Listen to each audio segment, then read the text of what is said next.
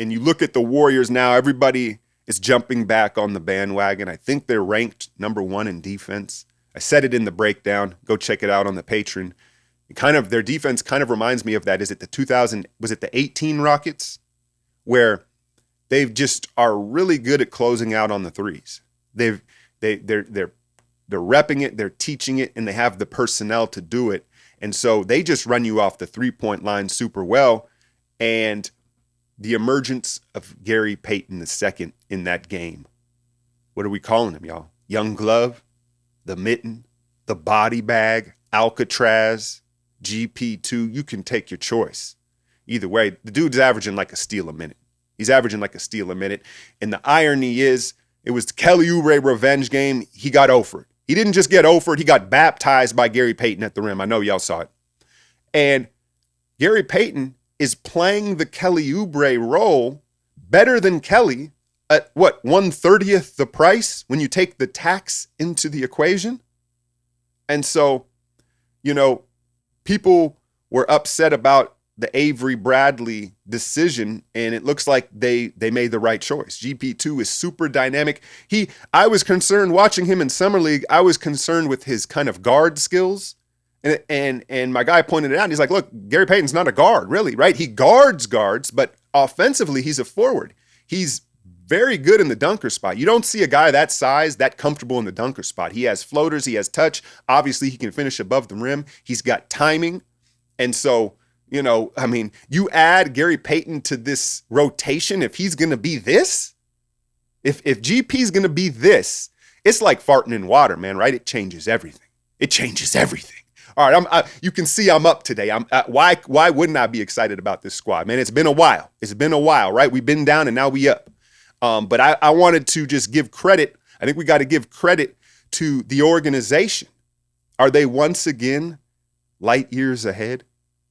And I use that phrase jokingly, right? But it seems like they have recalibrated and kind of righted the course. A lot of people the last 2 years were questioning the organization because, let's face it, when a lot of it was luck initially. If you look down the timeline of what the Warriors, how the dynasty became, right? You're like, oh, okay, well, they damn near traded Steph for Amari Stoudemire.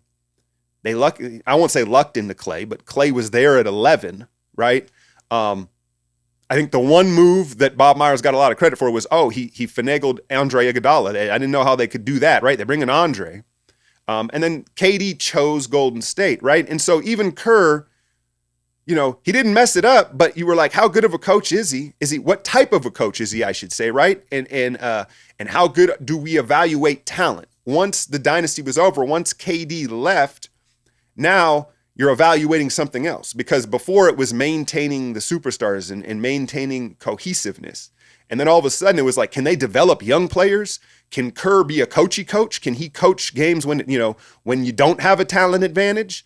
All these things were kind of unanswered, and now we're starting to see the answer. And I don't think they knew themselves. They had to prove it to themselves, but you saw them recalibrate with the new staff, Kerr being far less rigid, the development of JP3, Jordan Poole had a pool party. I kind of buried the lead because as good as Gary Payton was in that game, it was Jordan Poole that really carried the way. 7 threes.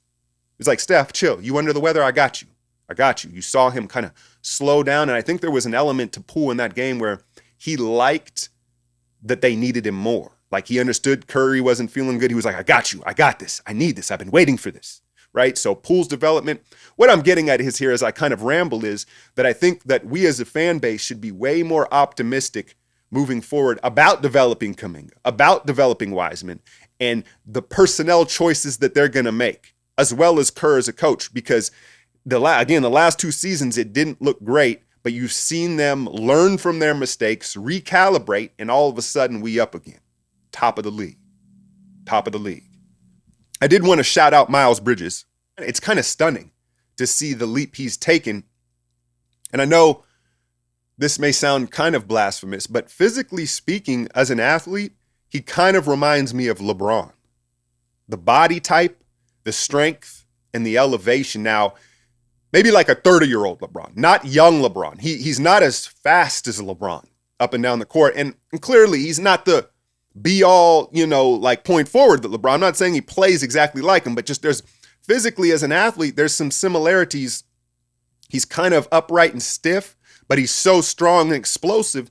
He doesn't really have to beat you. If he just gets you on the hip or on the shoulder, boom, he can bump you off, he can elevate, and then he's got touch. The shot looks pure, man. Now, I think the question is he going to get a max? Is Miles Bridges going to get a max? And how I would evaluate that is obviously the season has to play out, but can he close games? Can he be a closer? He's a 25-point game scorer. I think the new physicality rules have benefited him, but can he be a closer? That's the separator. And if he can close out games, he couldn't do it for them the other night as the Warriors pulled away, right? I think Gordon Hayward's still kind of in that role. That will be the question, but very impressed with Miles Bridges taking that step